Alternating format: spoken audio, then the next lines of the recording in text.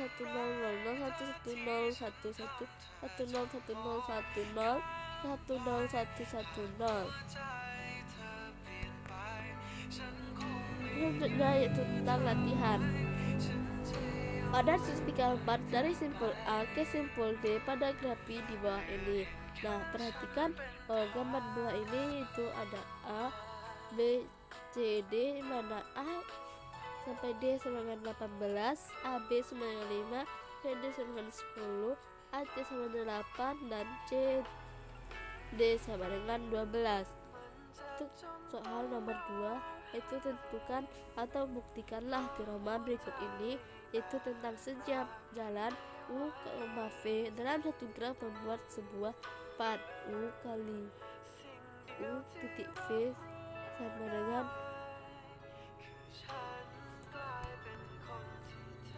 Untuk soal yang ketiga, yaitu misalkan G adalah satu graf yang dipresentasikan seperti gambar berikut ini.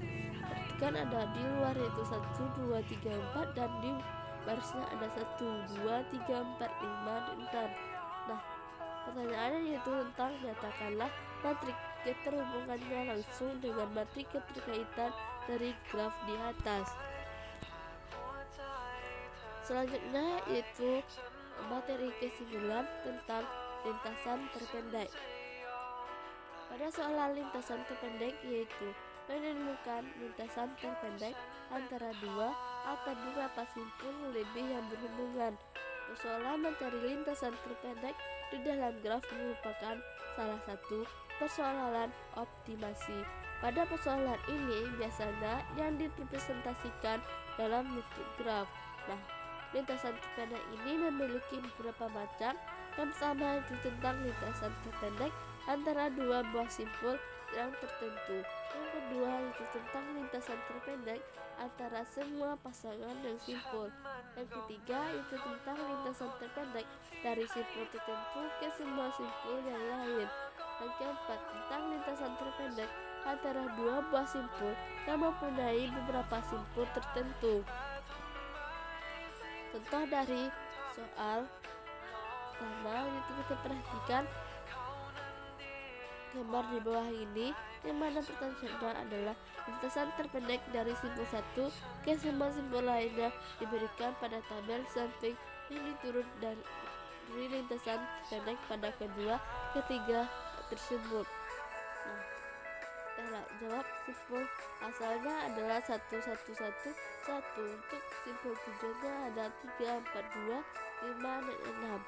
Nah, lintasan terpendeknya adalah 1 sama 3 1 3 3 4 1 3 4 2 1 5 tidak ada, dan mana jaraknya yaitu 10 dan 5 4 5 4 5.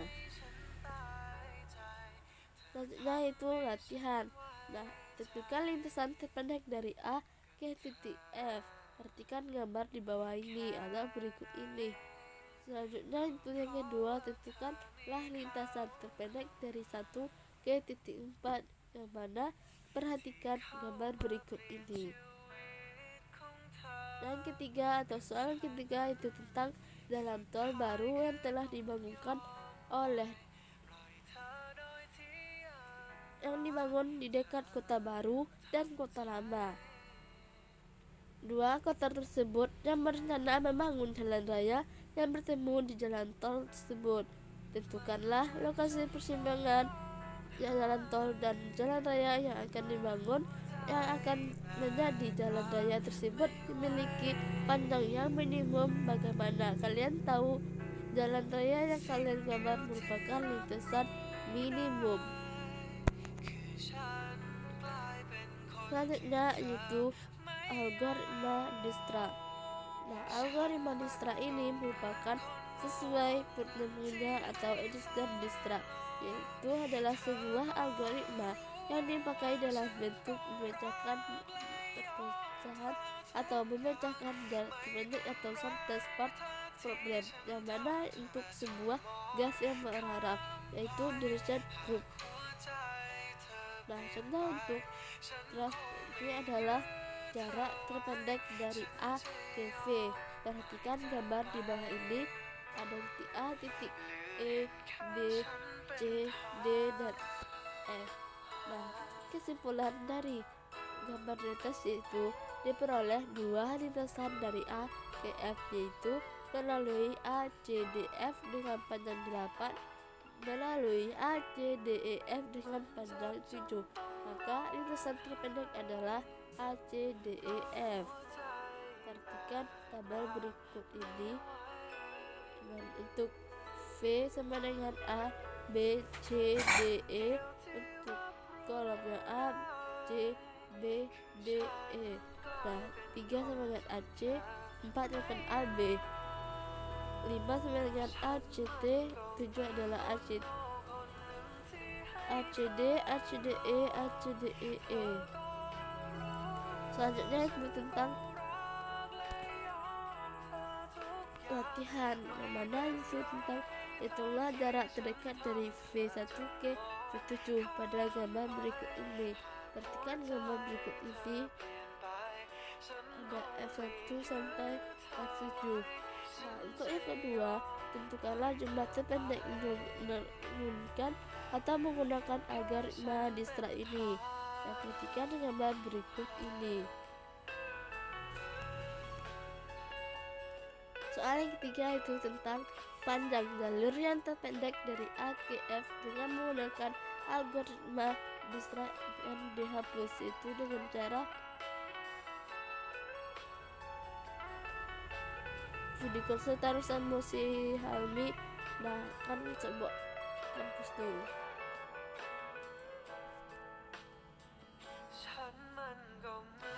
Materi yang ke-11 yaitu materi tentang pohon.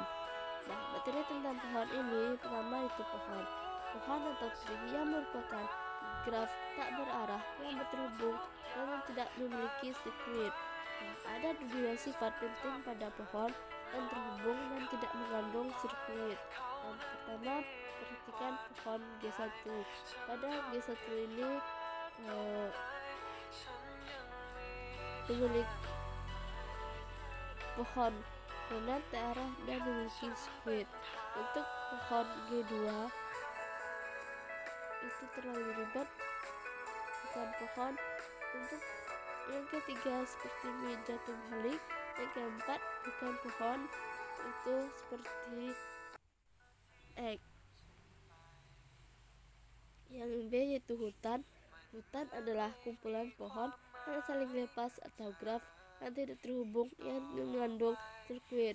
Setiap komponen di dalam graf terhubung disebut adalah pohon. Dan untuk pohon kita gambarkan pada berikut ini. Hutan yang terdiri dari 3 buah pohon. Contoh yang pertama itu tentukan mana di antara grafik berikut ini yang merupakan pohon atau hutan. Nah, perhatikan gambar pertama, 2, 3, dan 4. Untuk latihan 1. Gambarlah sebuah graf dengan ketentuan berikut. Ambillah ada 1 pohon, kedua hutan, yang ketiga itu hutan yang bukan pohon, yang keempat itu tentang pohon yang bukan hutan. Yang kedua, dari gambar berikut ini yang mana yang termasuk pohon dan bukan pohon? G1, G2, G3, G4. Yang tidak termasuk pohon yaitu nomor G1. Yang termasuk pohon yaitu G2, G3. Soal yang ketiga itu tentang manakah yang merupakan graf pohon. Nah, di sini yang mendapat graf pohon yaitu A.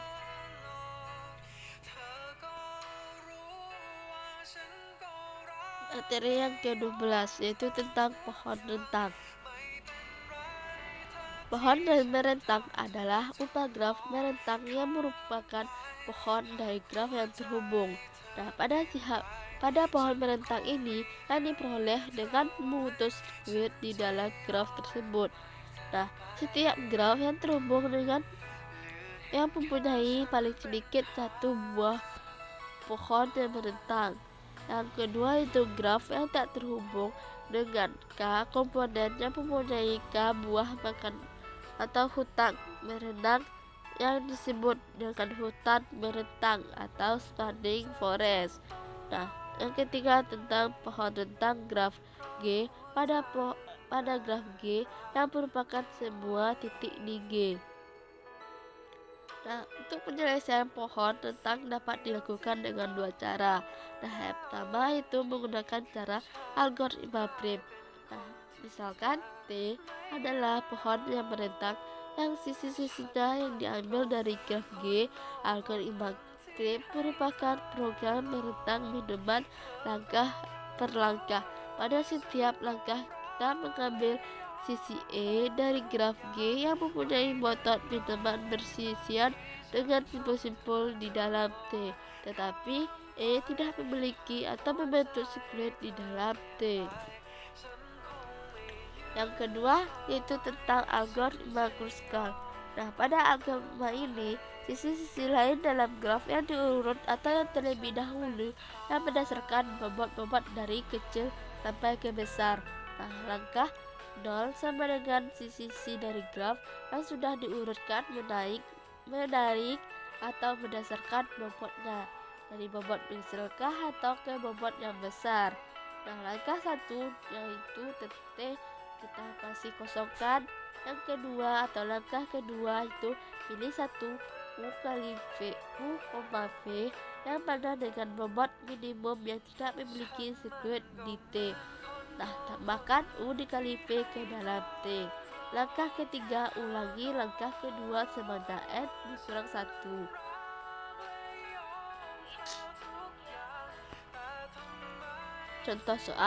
Contoh soal dari pohon rentang. Carilah semua pohon rentang yang dibuat dengan graf G yang tampak pada gambar di bawah ini. Perhatikan gambar di bawah ini. Penjelasannya itu di dalam graf tersebut terdapat sebuah sirkuit yang mana sirkuit dari titik V1, V2, V5, V4, V1 karena pohon merupakan graf yang tidak memiliki sirkuit dan pohon tidaklah rentang adalah subgraf yang melibatkan semua titik di dalam graf. Pohon rentang dari graf dapat dilihat pada gambar berikut ini. Perhatikan gambar di bawah ini yaitu V1, V2, V3, V4, V5. Nah, untuk selanjutnya contoh soal 1. Tentukan dan gambarlah pohon yang berentang minimum dari graf di bawah ini. Perhatikan gambar di bawah ini. Yang kedua itu dari pohon rentang dari graf. Perhatikan gambar di bawah ini. Yang ketiga itu selesaikan dengan algoritma Kruskal. Graf G, kita perhatikan gambar di bawah ini. Hanya itu penjelasan dari materi Matematika Diskrit saya akhiri. Assalamualaikum warahmatullahi wabarakatuh.